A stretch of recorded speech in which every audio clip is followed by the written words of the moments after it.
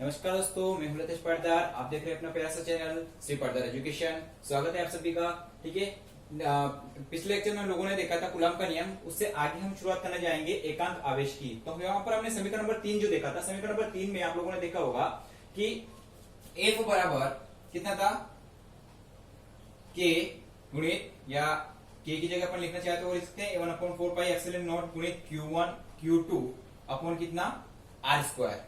ये आया था समीकरण नंबर 3 में। अगर अपने पास Q1 Q2 बराबर Q हो, R बराबर 1 मीटर हो तथा दोनों आवेशों में लगने वाला बल जो होता है वो 9 × 10⁹ न्यूटन होता है, तो उस कंडीशन में ये मान यहां पर रखने पर, ठीक है, समीकरण 3 क्या थी, F बराबर 1/4πε0 गुणित Q1 Q2 बटा R2 में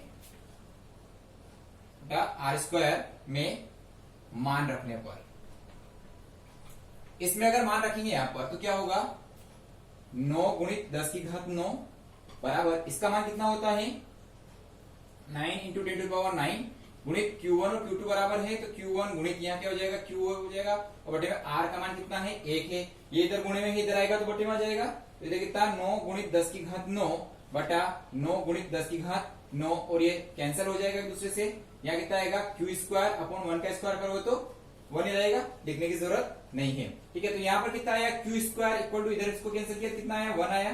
ठीक है, इधर स्क्वायर हटेगा इधर क्या लगेगा, रूट लग जाएगा। रूट लगते ही यहाँ पर प्लस माइनस साइन दोनों आ जाएंगे, यानी कि Q इक्वल टू कितना आ जाएगा, +-1 आ जाएगा। तो इससे अपने को पता चलता है कि दो समान आवेश, हमने कौन से रखे थे, ये समान आवेश रखे थे। दो सजातीय आवेश, समान आवेश बोलो या सजातीय आवेश बोलो, दो सजातीय आवेश को, ठीक है, एक दूसरे से 1 मीटर की दूरी पर रखने पर यदि उनके मध्य लगने वाला बल 9 × 10⁹ न्यूटन हो, ठीक है, तो वह आवेश जो है कौन सा आवेश कहलाएगा, एकांक आवेश कहलाएगा। उनके मध्य बल जो लगेगा वो कौन सा लगेगा, प्रतिकर्षित बल लगेगा। प्रतिकर्षित इसलिए लगेगा क्योंकि दोनों आवेश समान प्रजाति के हैं। ठीक है, दोनों आवेश, ठीक है, प्रकृति में समान है। ठीक है, दोनों प्लस प्लस, दोनों माइनस माइनस, तो ठीक है, तो यहाँ पर प्लस और माइनस भी साइन आएगा यहाँ पर। ठीक है, तो हम कह सकते हैं यहाँ पर क्या कह सकते हैं कि दो सजातीय आवेशों को, दो सजाती, या ऐसा लिखने के बजाय अपन ऐसा लिखेंगे, दो समान परिमाण वाले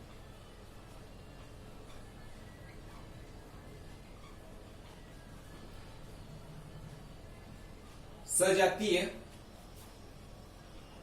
आवेशों को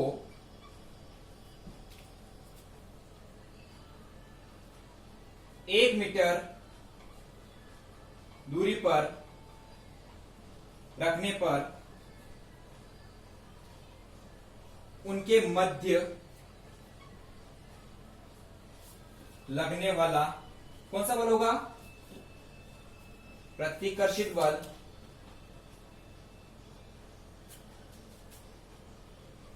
9 × 10⁹ न्यूटन हो, तो वे आवेश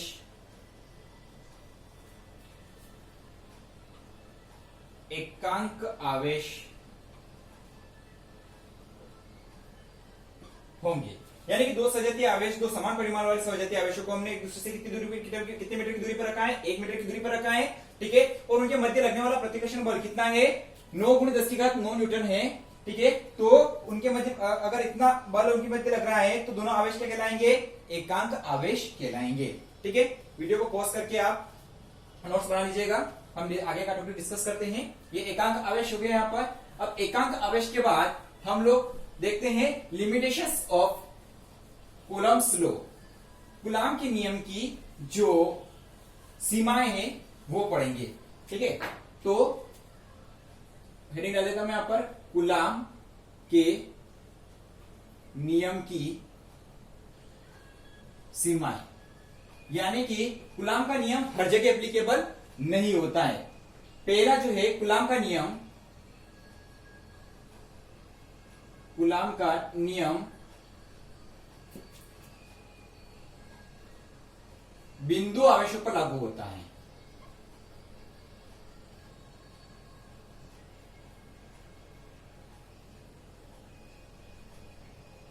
यानी कि कूलाम का नियम कौन से आवेश के लिए लागू होता है? बिंदु आवेश के लिए लागू होता है। दूसरा,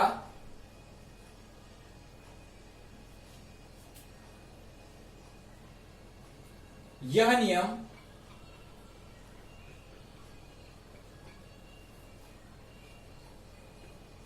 स्थिर आवेशों पर ही लागू होता है। पहला कौन सा?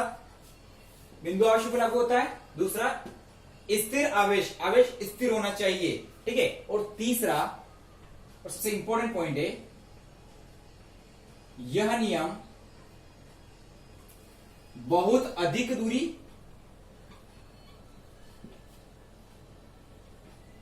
तथा 10 की घात -15 मीटर से कम दूरी के लिए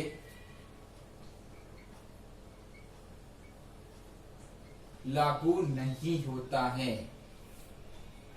यानी कि यह नियम के लिए 3 शर्तें होना जरूरी है। पहला तो आपका बिंदु आवेश होना जरूरी है। बिंदु आवेश मैंने आपको कल ही बता दिया है, बड़े आकार के साइज का जो आवेश होता है वह भी बिंदु आवेश हो सकता है, लेकिन कब? जब दोनों आवेशों के तुलना में, उनकी बीच की दूरी की तुलना में आवेशों का परिमाण क्या होता है? बहुत ही छोटा होता है, ठीक है। उसके बाद ये आवेश कौन सा, ये नियम जो है कौन से आवेशों के लिए लागू होता है? स्थिर आवेशों के लिए लागू होता है, समझे आप, ठीक है। और तीसरी बात जो है वह है कि यह नियम ना तो ज्यादा अधिक दूरी के लिए लागू होता है और ना ही ज्यादा कम दूरी के लिए लागू होता है। बहुत ही कम दूरी के लिए, 10 की घात -15 कोटि के लिए, इससे कम दूरी होती है तो लागू नहीं होता है। देखो, इससे कम दूरी होगी तो आप जानते हो यहां पर कौन सा बल अस्तित्व में आ जाएगा? नाभिकीय बल अस्तित्व में आ जाएगा।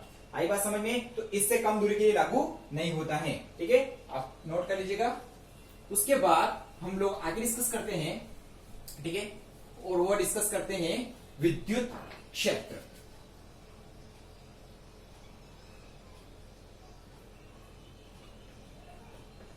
ठीक है, electric field.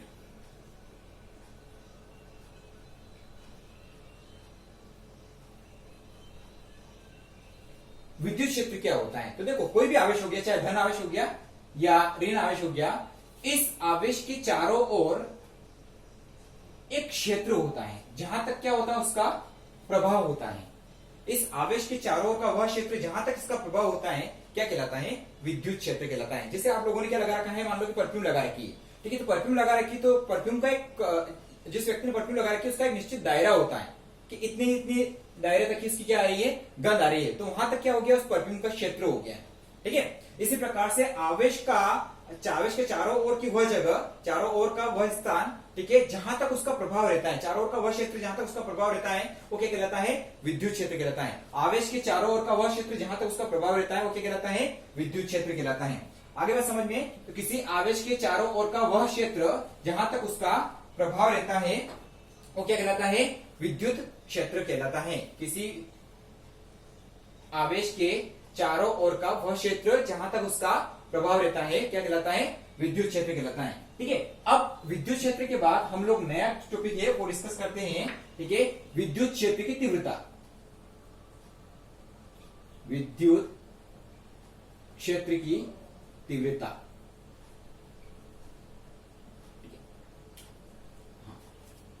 Intensity of electric field, ठीक है, विद्युत क्षेत्र की तीव्रता।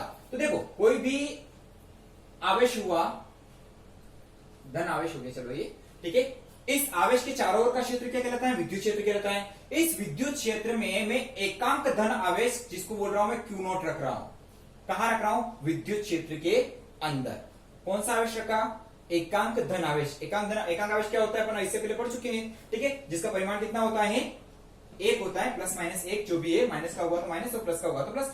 1 होता है जिसका परिमाण 1 होता है, ऐसे आवेश को क्या बोलते हैं? एकांक आवेश। और कौन सा रखा मैंने? एकांक धन आवेश, जिसको मैंने क्या नाम दिया? Q0 दिया, ठीक है। तो अब देखो, ये भी प्लस का है और ये भी प्लस का है, ये एकांक धन आवेश है, जिसको मैं बोलूंगा Q0 को बोलते हैं अपन परीक्षण आवेश। कौन सा आवेश बोलते हैं? परीक्षण आवेश बोलते हैं, ठीक है। तो ये एकांक धन आवेश है और ये एकांक धन आवेश है और ये धन आवेश है, तो एक दूसरे को क्या करेंगे? प्रतिकर्षित करेंगे सही, ठीक है। तो एक विद्युत क्षेत्र के अंदर रखा एकांक धन आवेश अपने ऊपर जितने बल का अनुभव करता है, ये इसको दूर धक्का मारेगा। ठीक है, दो चीजें आपस में दूसरे को दूर धक्का मार रही है, यानी क्या लग रहा है, बल। धक्का या खिंचाव क्या होता है, बल ही होता है। ठीक है, तो एक दूसरे को दूर धक्का मारेंगे, तो ये विद्युत क्षेत्र के अंदर रखा हुआ एकांक धन आवेश अपने ऊपर जितने बल का अनुभव करता है, उसे क्या बोला जाता है, उस बिंदु पर विद्युत क्षेत्र की तीव्रता बोला जाता है। नोट्स आप बना लीजिएगा, विद्युत क्षेत्र में रखा एकांक धन आवेश अपने ऊपर जितने बल का अनुभव करता है, उसे उस बिंदु पर क्या बोला जाता है, विद्युत क्षेत्र की तीव्रता बोला जाता है। और यह एक कौन सी राशि है, सदिश राशि है। अगर मैं इसे फार्मूला के रूप में लिखूं, ठीक है, तो विद्युत क्षेत्र में रखा एकांक धन आवेश अपने ऊपर जितने बल का अनुभव करता है, अपने ऊपर जितने बल का अनुभव करता है, उसे क्या बोला जाता है, विद्युत क्षेत्र की तीव्रता बोला जाता है। E नॉट फार्मूला क्या बन गया, F बटा Q। ठीक है, क्योंकि ये कौन सी राशि है, सदिश राशि है, इसलिए मैंने इसके ऊपर कौन सा साइन लगाया, सदिश का साइन लगाया, वेक्टर का साइन लगाया।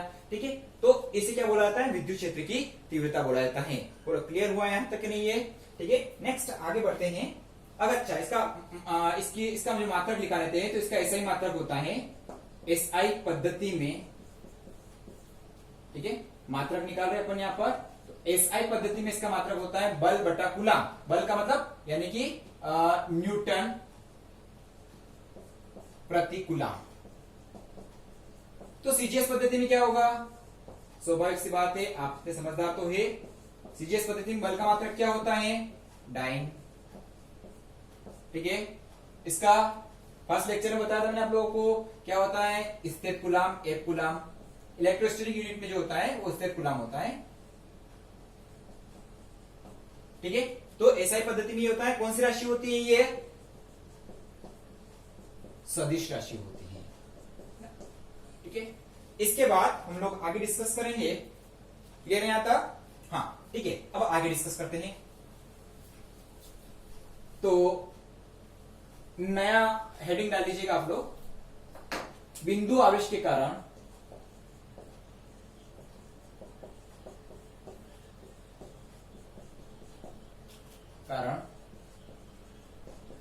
विद्युत क्षेत्र की तीव्रता।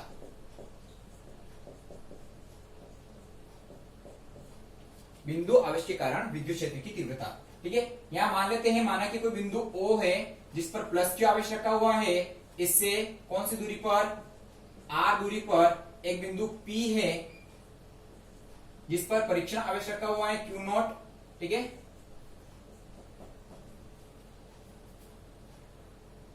दोनों प्लस के हैं, इसलिए बल की दिशा किधर हुई, इधर की तरफ एक दूसरे को प्रतिकर्षित करेंगे।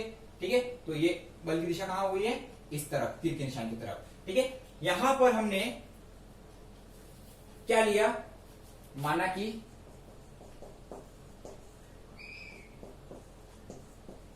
बिंदु O पर प्लस Q आवेश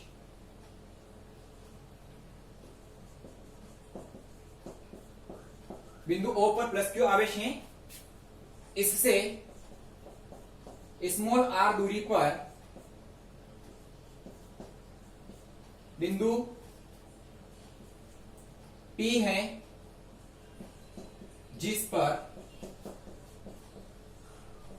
विद्युत क्षेत्र की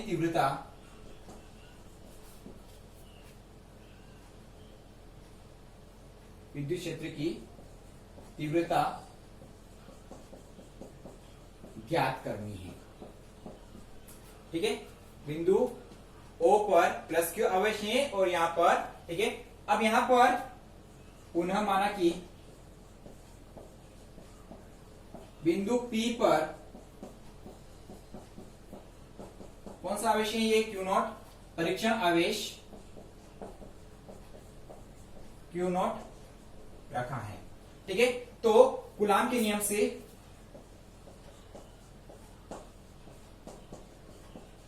क्या बोलता है कूलाम का नियम, कि इस पर लगने वाला जो बल है वो क्या हो जाएगा, 1/4πε0। अगर कोई माध्यम रखा हुआ है तो साथ में K लगा लेंगे, नहीं रखा हुआ है तो नहीं।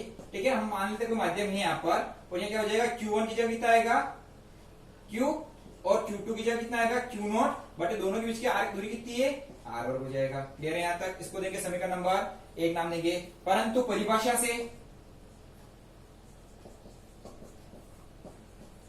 क्या बोलती है कि E बराबर क्या होगा F बटा Q नॉट। अभी थोड़े पहले पढ़ा अपन ने, ठीक है। F का मान समीकरण नंबर 1 में क्या आया,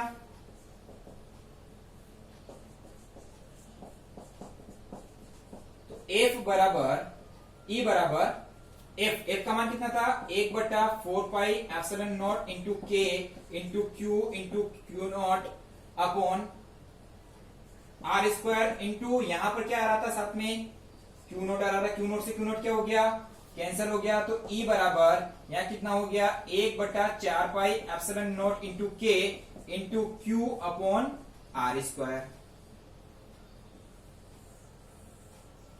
तो ये जो है समीकरण नंबर 2 होगी। और यही बिंदु आवेश के कारण, ठीक है, किसी बिंदु पर विद्युत क्षेत्र की तीव्रता का क्या है, सूत्र है, ठीक है। तो एक बार पुनः लेते हैं। यहाँ पर क्या लिखा हमने कि बिंदु O पर हमने क्या लिया, कोई भी प्लस क्यू आवेश लिया और इससे कौन सी दूरी पर, स्मॉल r दूरी पर बिंदु P है जिस पर विद्युत क्षेत्र की तीव्रता हमें क्या करनी है, ज्ञात करनी है, ठीक है। दोनों के बीच की दूरी कितनी, स्मॉल r ली। तो कूलॉम के नियम से क्या हुआ, यहाँ पर ये फॉर्मूला बन गया अपना Q1 into Q2 upon R square वाला। परिभाषा ये बोलती है, ठीक है। यहाँ पर F का मान रखा अपन ने, Q नॉट से Q नॉट कैंसिल हो गया और ये फॉर्मूला बन गया। क्लियर है यहाँ तक? ठीक है। आज के लेक्चर में इतना ही। बाकी नेक्स्ट लेक्चर में हम लोग जो हम लोग वो पढ़ेंगे विद्युत बल रेखाएं और उनकी विशेषताएं, ठीक है। और उसके बाद फिर हम पढ़ेंगे इलेक्ट्रिक डाइपोल यानी कि विद्युत द्विध्रुव, और उसके बाद हमारा चैप्टर थोड़ा रफ्तार पकड़ेगा, ठीक है। कुछ बच्चे मुझे बोल रहे थे मैथ्स के लेक्चर में टेक्निकल इश्यू की वजह से मैं अभी 1-2 दिन नहीं कर पाऊंगा, ठीक है। मैथ्स के लेक्चर मैंने बना रखे हैं लेकिन कुछ टेक्निकल प्रॉब्लम आ रही है जिसकी वजह से मैं अपलोड नहीं कर पा रहा हूँ उस वीडियो को, ठीक है। तो 2-1 दिन आपको वेट करना पड़ेगा। मैथ्स के लेक्चर आपके अपलोड हो जाएंगे और इंग्लिश मीडियम की क्लास जो है लगभग मैं 3-4 दिन और नहीं स्टार्ट कर पाऊंगा। क्लियर है? ठीक है। तो आज के लिए यहां तक ही, धन्यवाद।